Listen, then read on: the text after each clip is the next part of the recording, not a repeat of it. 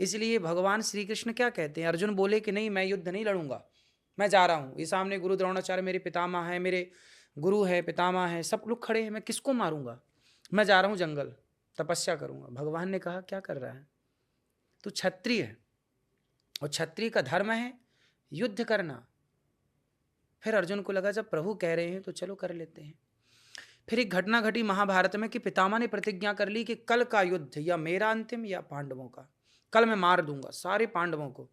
द्रौपदी दौड़ी दौड़ी आई, हे श्याम सुंदर को सुना आपने क्या, बोले कहा है कि मार देंगे, पितामह ने प्रतिज्ञा ली और पितामह की प्रतिज्ञा तो पूरी होनी है, चलो जल्दी से। भगवान बोले कहाँ, पितामह से बात करो। भगवान बोले मैं बात नहीं करता पितामह से, अर्जुन से बात करते हैं कि उसके पास कल का क्या प्लान है। अर्जुन के पास गए तो अर्जुन मस्त सो रहे थे। भगवान ने कहा कुछ सुना अर्जुन, क्या, कल का युद्ध आपका अंतिम युद्ध है, पितामह ने प्रतिज्ञा की है, मार देंगे, कोई तोड़ है, कोई है आपके पास जवाब इसका, कोई प्लानिंग है कल की। अर्जुन बोले कन्हैया आप भी आओ मेरे पास, सो जाओ, चलो साथ में सोते हैं, आज आपका दर्शन करेंगे, आपका स्पर्श करेंगे। भगवान बोले कैसी बातें कर रहे हो, तुम्हें नींद आ रही है, कल मरना है। अर्जुन बोले प्रभु जिसके लिए आप जाग रहे हैं उस अर्जुन को चिंता करने की क्या जरूरत है, गीता सुना दी है ना आपने, उस गीता के बाद तो मैं सदा हैप्पी रहता हूँ, प्रसन्न रहता हूँ, क्योंकि करने वाला कन्हैया जब जाग रहा है तो अर्जुन को सोने दो मस्त पांव पसार के। श्री राधे। बस यही जीवन का सार है कि अर्जुन बनो। और अर्जुन कृष्ण के आश्रित हैं, हम भी भगवान की आश्रित हैं। इसलिए सुख दुख तो हानि लाभ जीवन मरण यश अपयश विधि हाथ, 6 चीजें ईश्वर के हाथ में।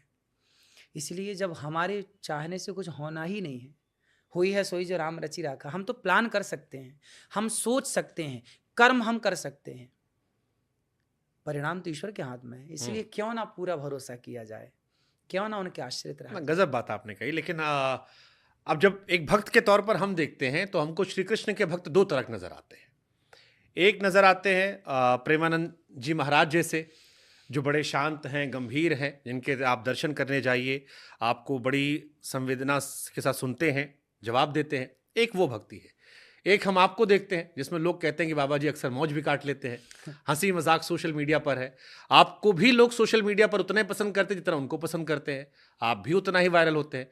तो एक आम भक्त सोचता है कि यार कृष्ण जी के ये 2 अलग अलग फ्लेवर कैसे हैं उनके लोगों में जो धर्म प्रचार कर रहे हैं। वो बड़े हैं ना, हम बच्चे हैं, चरणों की धूल, हम तो बच्चे हैं, हमें तो मौज मस्ती करने का, हंसने खेलने का हक है अभी। अब तो हम बच्चे हैं, हम तो खेलेंगे, वो बड़े हैं। तो वो बड़े हैं तो उनके ही छत्र छाया में हम सब हैं। हमको एक शेर याद आ गया, हमको सुनाया था बुरारी बापू ने आपके बड़े वाली बात पे, कि अलग बात है कि वो खामोश खड़े रहते हैं, लेकिन जो बड़े हैं वो बड़े होते हैं। बिल्कुल।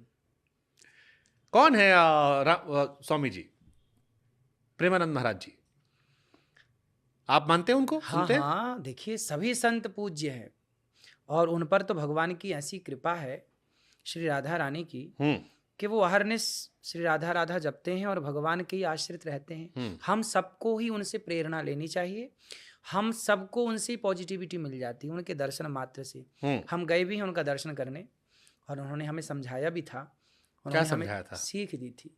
उन्होंने कहा था बेटा जो आप कर रहे हो सेवा करो और सदा अपने रास्ते पे रहना, भटकना मत। बस संतों की तो एक बात पर्याप्त होती है, उन्हीं मार्ग पर, उन्हीं के पथ चिन्हों पर चल रहे हैं।